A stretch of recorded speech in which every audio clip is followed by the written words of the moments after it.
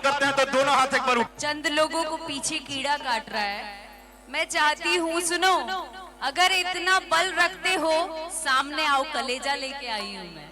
हल्के में नहीं लेना अक्षरा सिंह को भैया, ऐसे ही शेरनी का नाम गड़गड़ा नहीं रही हो। इधर आओ, सामने आओ, सामने पीछे। ये पूरा भोजपुरी का सबसे खूबसूरत हीरोइन के जेकर नाम है अक्षरा सिंह जी। तो भोजपुर जिला में अगर केहू के स्वागत कल जला कहे से हमनी के माटी है जे पैदा भइल बन जा, हम जहाँ आइल बानी हो जाई हम नहीं कह सकते। हम कोनो बहुत बड़ जगह हम एजा आइल बानी जो हमारे गांव है बखोरापुर, जेकरा पे बखोरापुर माई का आशीर्वाद हो गई दुनिया ही लावेला दुनिया। आई छोटा मोटा जगह ना, तो सबसे पहले तो अक्षरा जी खाती इतना जोरदार ताली बजाएं कि आगे बुझाओ कि वहां के भोजपुर में आइल बने जोरदार वाला। Thank you. हम बगले के हैं। हाँ भाई, 1 घंटा में रहुआ पहुंच जाए पटना। पटना पहले भोजपुर में आवत रहे। ठीक बा, जे राजधानी में रहला ओकर कहानी होला, जे राजधानी में रहला ओकर कहानी होला, और जवन बखोरापुर के गांव में लड़का रहला ओकर जिंदगानी होला। कबो कबो हीरोइन के अपना अखिया से देखेला, रात सपना में ओकरो नया जिंदगानी होला। अरे ये बखोरापुर है जी। ए मंच पे हर एक सौभाग्यशाली कलाकार बा जितना आवे के मिलल बा, और हम सबसे भाग्यशाली बाली की तनी देरी से आईनी, लेकिन अपना गाँव आईनी कहे से कि हम दीपक भैया से एक बात कहले बानी कि दुनिया में कोनो कोना में कुछ भी हो, जब जब भोजपुर जिला के फोन जाई या बात हो जाई तो दुनिया के सारा शूटिंग, सारा सिनेमा, सारा एल्बम एक दिन, भोजपुर की धरती एक दिन एजा आवे के बा, चाहे हालात कुछ होखे। हाँ, एजा आवे के बा, और उसमें भी बाप रे बाप ऐसा हीरोइन हमने की है आई भैया। हाँ है कि छतिये में 6 गोली ठोक दे बेले। बाप रे बाप, ज्यादा हिट बकाई, बहुत ज्यादा बका कि शासन पर शासन के रोक दे बेले, कि अपने ही सिस्टम सरकार हवे राजा हो।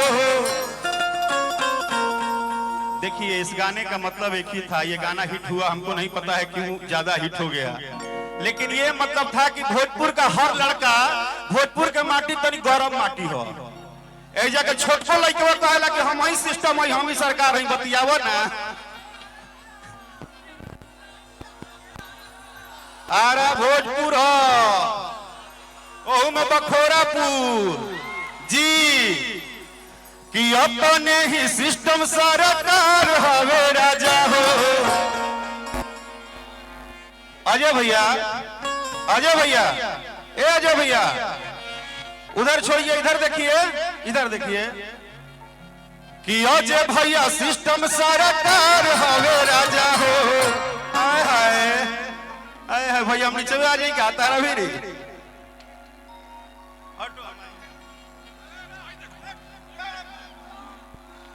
ये भोजपुर जी, एजा गोड़े हाथे में सही पावर हो, कि अपने ही सिस्टम सरकार हवे राजा हो।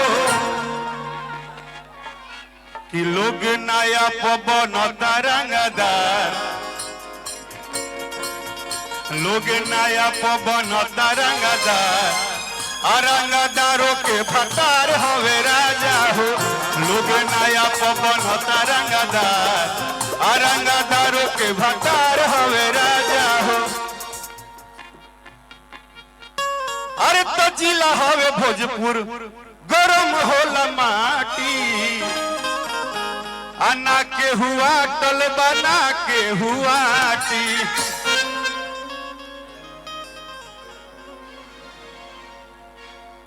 अजय भैया के बारे में सबसे अच्छी बात यह है जो मुझे पता चला कि भैया एक बहुत ही अच्छे समाज सेवी हैं, और दूसरी चीज कि दीपक भैया ने हमको बताया कि अजय भैया पिछले 4-5 सालों से हर एक गरीब व्यक्ति के लिए सबसे पहले खड़ा रहता है। तो भैया इसके लिए माँ बखोरापुर काली ने आशीर्वाद जो आपको दिया है, हम जैसे भाइयों को आप पे गर्व है कि आप जैसा मिट्टी का लाल यहाँ पैदा हुआ और आप हर परिवार के लिए सोचते हैं। एक भैया के लिए जोरदार ताली बजा के आप लोग अभिनंदन करिए। लेकिन अभी हम नहीं रंगदार लागत, रंगदार रौरा लागत है। अच्छा भाभी प्रणाम, मेरी गलतियों को क्षमा करिएगा। ना ना भाभी को बैठने दीजिए, मेरी गलतियों को क्षमा करिएगा, क्योंकि थोड़ा सा मोहब्बत में हम लोग एक्स्ट्रा हो जाते हैं। हाँ ठीक ना।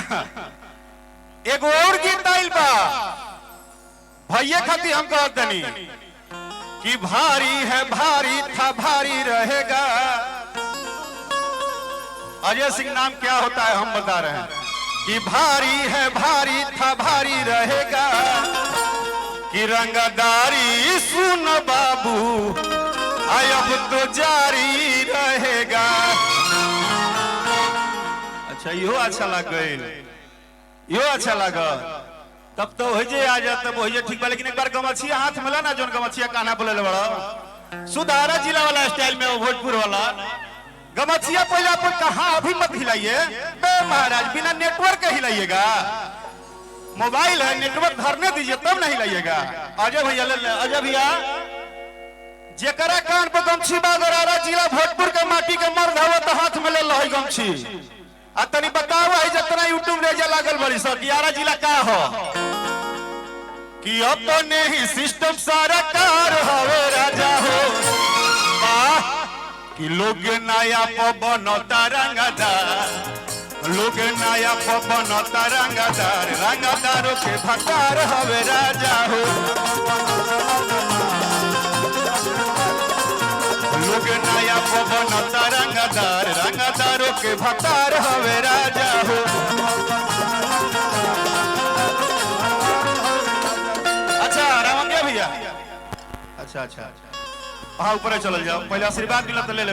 हाँ दे दी आशीर्वाद खाती है भार ऊपर कहाँ से चल जी हम।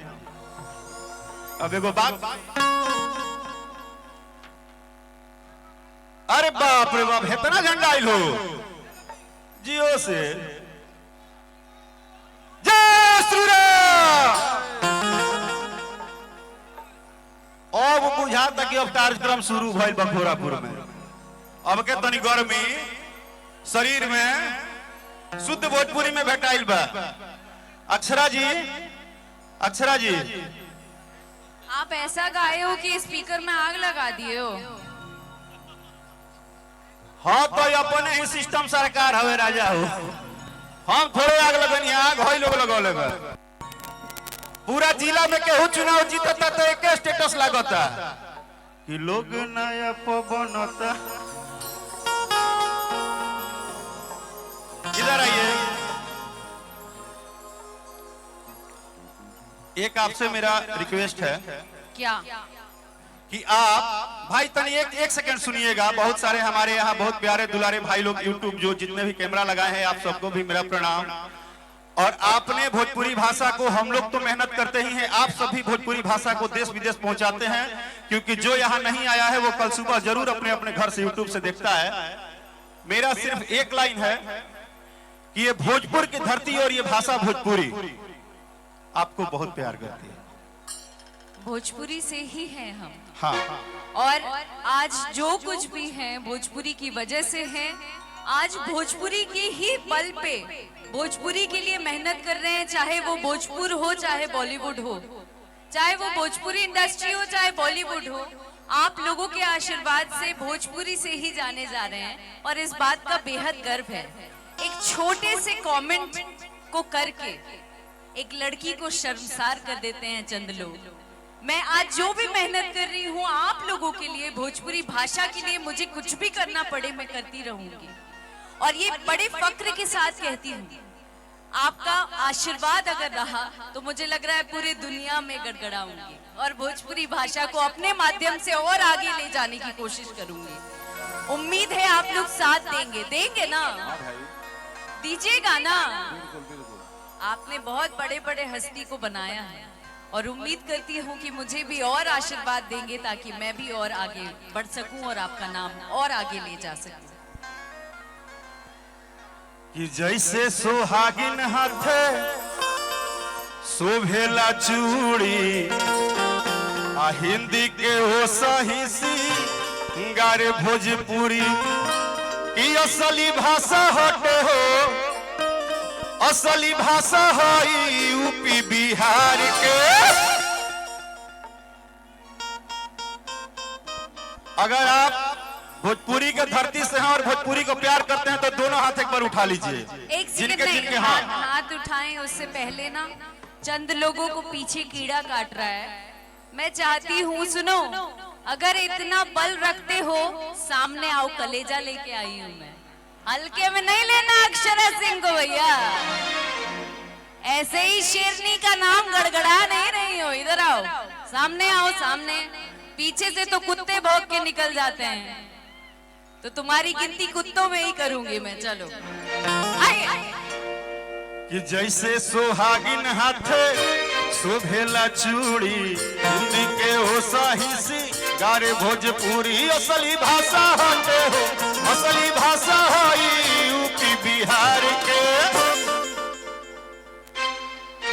ये गाना अगर एक लाइन हम गावत नहीं तो चाहब कि भोजपुरी भाषा के सम्मान में सब लोग हाथ उठा ली, दोनों हाथ जहां तक आवाज जाता हाथ उठा के एक बार ताली बजा के, कि असली भाषा है यूपी बिहार के, जे हिलौले बाटे पूरा संसार के, जे हिलौले बाटे पूरा संसार के।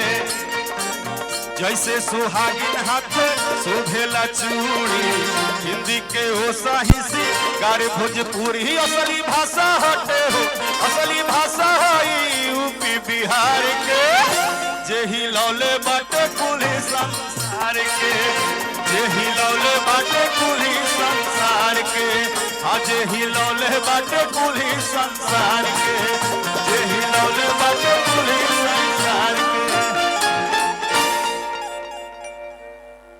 प्रेम से बोली बखोरापुर वाली मैया की। राकेश भैया, अक्षरा जी, एक मेरा रिक्वेस्ट है, ये हिंदू नववर्ष हम लोग शुरू भी होते हैं, मैं अनुरोध कर रहा हूं अजय भैया और अक्षरा जी का भी ध्यान खींच रहा हूं। एक भक्ति गीत, देवी गीत जो आप लोग का च्वाइस हो, अक्षरा जी का भी, उस पर एक नृत्य हो जाता है देवी गीत से, चूंकि माँ का मंदिर भी है, अभिनंदन भी है, सम्मान। अच्छा, जो एक भाव हो आपके मन में हो तो एक भाव, मेरा जो इच्छा था कि सब लोग झूमते के भाव देवी गीत पर सबको झुमा देते आप लोग, चूंकि नवरात्र भी चढ़ गया, छठ गीत, चैती छठ भी आ गया गुरु जी, तो अक्षरा जी और आप मिलके गाते तो मजा आ जाए। हाँ, देवी गीत का तो बात है।